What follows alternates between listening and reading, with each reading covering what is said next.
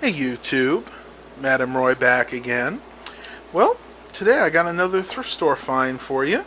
It was once again sale day at the local CHKD thrift store in my area. And I went out early this morning, and to my dismay, there was nothing to be had. Now I know they had some electronics in the back, and one of the ladies told me there may have been a tower or two. But this has been for about a week now, so I didn't have much hope. But I decided to check back again. First time I went was about 9 in the morning, and then the second time I went was about close to 1:30, 2 o'clock. And just as I walked in, sure enough, this little beauty was sitting right on the floor, which is where they keep the computer towers. This is kind of unique. It's an HP Media Center PC. Model M7760n. This dates somewhere between 2007 and 2008. Now, because I've worked at Best Buy, I definitely remember these computers. I actually sold this exact model at Best Buy, and that's how I can kind of date it between the 2007 and 2008 mark. It has Intel Vive technology, designed for Windows Vista. And I kind of thought this was interesting. You can see it says it's a J.D. Power & Associates 2005 winner. Well, I know this computer is much newer than that, so basically what they were doing is they were just boasting about their accomplishments. Typical HP. You can see it does have built-in wireless LAN. I don't remember. I'm assuming it's probably wireless G.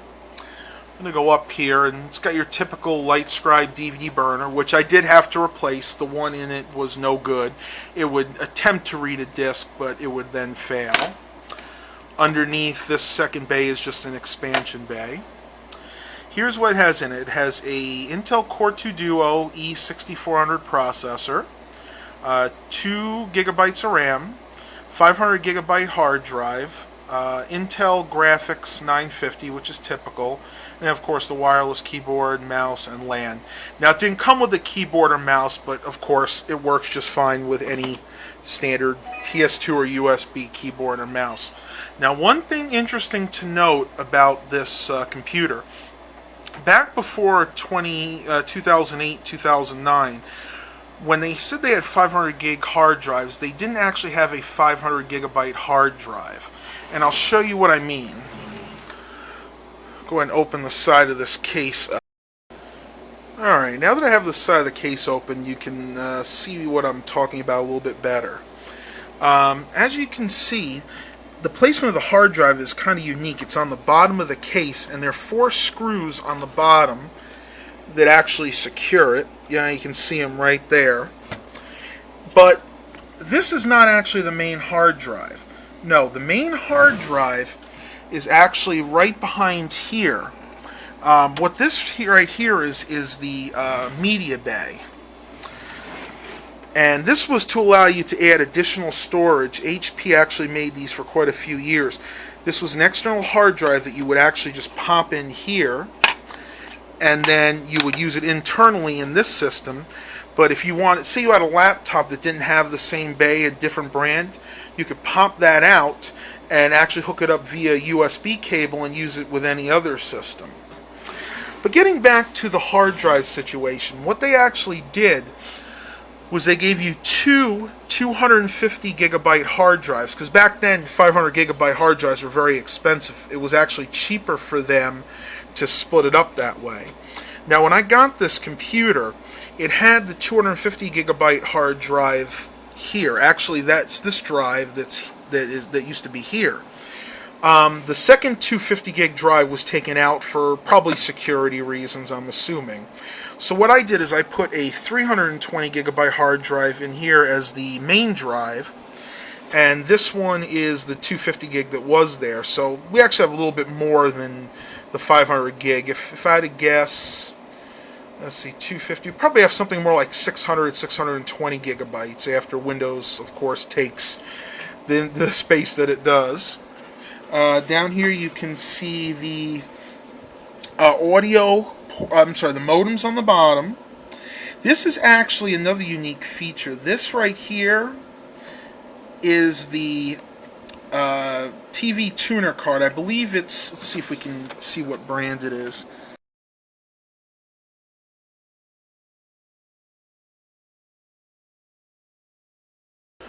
Okay, now that we got the computer plugged in, let's go ahead and turn it on.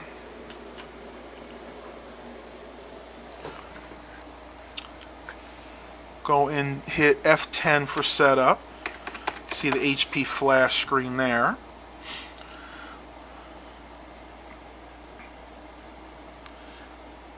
And it does have RAID capabilities, but for the reasons of extra space, I'm not going to go ahead and set that up.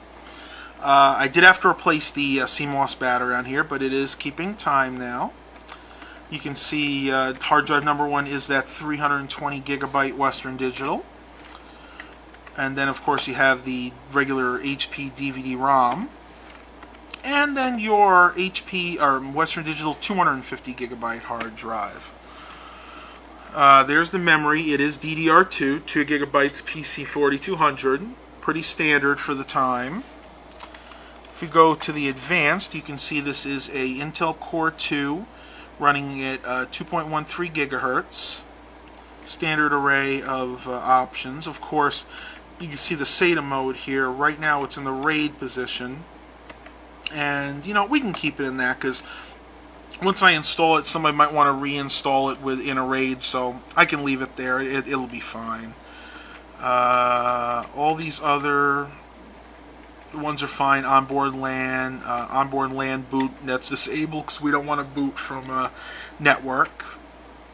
Very limited power options. You can have it tell you when the AC power has failed. You can choose your power options. Enable S4. That's to help your computers wake up quicker. I'm not sure what this is. Executable disabled. And the virtualization technology. You can see that's enabling process virtualization allows hardware facilitate capabilities for running several 386 virtual machines on the system simultaneously. And of course that's disabled because we're not going to be doing that on here. Then you have your just basic boot options and your exit options. So what am I going to do with this system? Well, I am going to sell it because, you know, I really don't need another computer, and, you know, that's what I do. I fix and repair and sell computer systems. What I'm going to do is load Windows 7 on it because that is what was on it when I got it. And we'll go ahead and show you that once the installation is completed. You can see I'm starting it right now. Drive is reading properly. And Windows is loading the files. I'm not going to go through the whole installation because you guys have seen that 100 times on YouTube, and I've done it quite a few times myself. So the next thing you guys will see is this computer completed. Alright everybody, it's the next day, and I'm just about finished with this computer. Everything went pretty well except for one issue. Unfortunately, the built-in TV tuner card in this is either incompatible with Windows 7 or was bad altogether. I must have messed with this for about 2 hours last night. I went and actually downloaded the proper driver for Windows 7 for this. This was the WinTV HVR 1600, and it still didn't work. So I'm thinking that the card itself was bad. So what I did is I actually removed it. You can see I put a blanking plate where the card used to be. Now the tricky part on this was because this had front connectors, and I wanted to make sure this looked good because of course I'm going to be selling the computer. So you can see if you look closely where they used to be, but back there now you can see it's just blacked out. So I'll show you guys how I accomplished that. If I take this side cover off, and of course it takes a little fiddling, you can see that where they used to be, I just put some duct tape there to of course cover the holes, and then consequently I did the same on the back of this portion. So basically it's all covered except for the ports that are still going to be used, which is the 2 audio ports, the FireWire, and the 2 USB 2.0 ports. But again, it looks much better this way, and I really wish I was able to get it to work. Would have been nice to be able to sell this as having a TV tuner card in it. I probably would have gotten a little bit more money for it, but you know what? It is what it is. So let's go ahead and boot this system up. Alright, and here we go.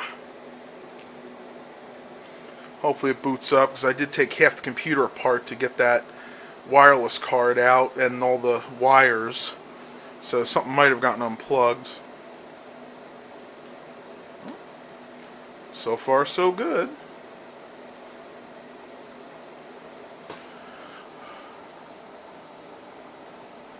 It's actually really quick, even though it only has 2 gigs of RAM. With that Core 2 Duo E6400 processor and Windows 7 installed, it is really speedy. And I did look up, this particular system can go up to 4 gigabytes of RAM, and there are 2 slots free. So if any of you guys are interested in buying this, just know that you can easily upgrade this to 4 gigabytes. But I'll let the person who buys it do that, because I'm putting enough time and some money into this as well. And if you're just going to use this, be honest with you, if you're just going to use this for an everyday computer for internet surfing, YouTube, maybe some video editing, it really doesn't need any more. And the only thing I haven't done so far is install the security software yet, but that's going to be next. And there are no speakers attached to this.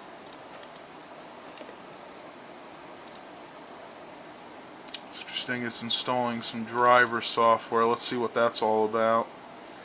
I thought everything was installed. Okay, I guess the DVD-ROM or the DVD burner got unplugged when it was still on, so that's fine. And here we go. Here are the final specs. Core 2 Duo 6400 running at 2.13 gigahertz, 2 gigs of RAM. It looks like Windows gives it a 3.2 experience. CPU is at a 5.3, memory is at a 5.3. And the graphics are both at a 3.2, because it is just Intel graphics in here. But again, with the right video card upgrade, can easily be remedied. And this is ready for another video card, because it does have the 500 watt Antec power supply, which is pretty much brand new in there. And the usual 5.9 for the hard drive to give you an overall score of 3.2.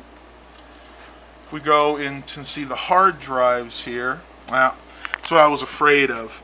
Looks like one of the hard drives got unplugged, so I'll have to check that out. But this is the main hard drive. It's a 320 gig hard drive.